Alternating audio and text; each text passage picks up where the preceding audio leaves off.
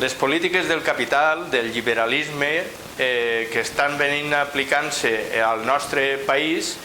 estan eufemísticament disfressades i encobertes per allò que el Partit Popular ve anomenant reformes estructurals. En primera instància,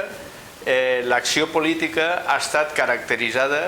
per la vulneració de drets, de proteccions de les persones i de les llibertats laborals i públiques. El Partit Popular es veu en la necessitat de continuar eufemísticament aquestes reformes perquè això ha tingut una important i contundent contestació en el carrer, des del moviment sindical en primera instància, però també des de la societat civil organitzada i des de diversos col·lectius.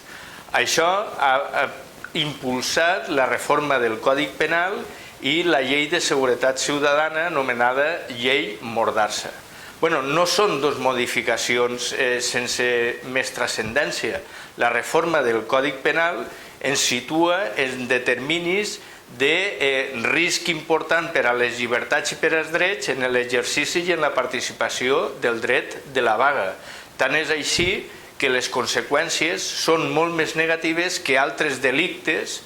de seguretat ciutadana i de participació i delictes que estan socialment reprovats, com pugui ser l'assetjament sexual.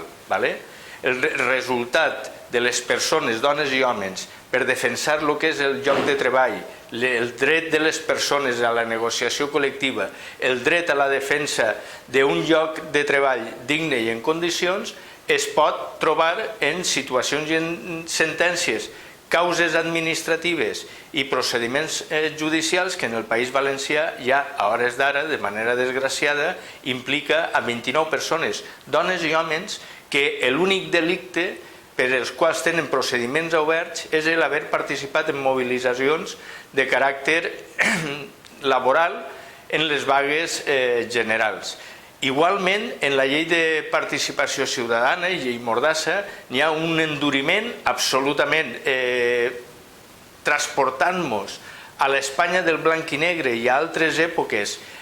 passades perquè ens limita el dret i la llibertat de l'ocupació de la via pública i el dret pròpiament a la reunió. Per tot això, Comissions Obreres ho ha combatut en el carrer, ho ha combatut en les institucions, hem arribat fins a la OIT, hem denunciat al govern d'Espanya davant de la OIT, hem apel·lat al Consell Social dels Drets Laborals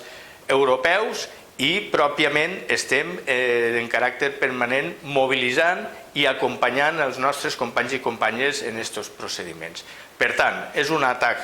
és un altre atac més a la Carta Social Europea, a drets fonamentals de les persones i a les nostres llibertats. Nosaltres, Comissions Obreres, en el País Valencià, en el conjunt de l'Estat espanyol i també en el conjunt del moviment sindical de caràcter internacional, no podem deixar de buit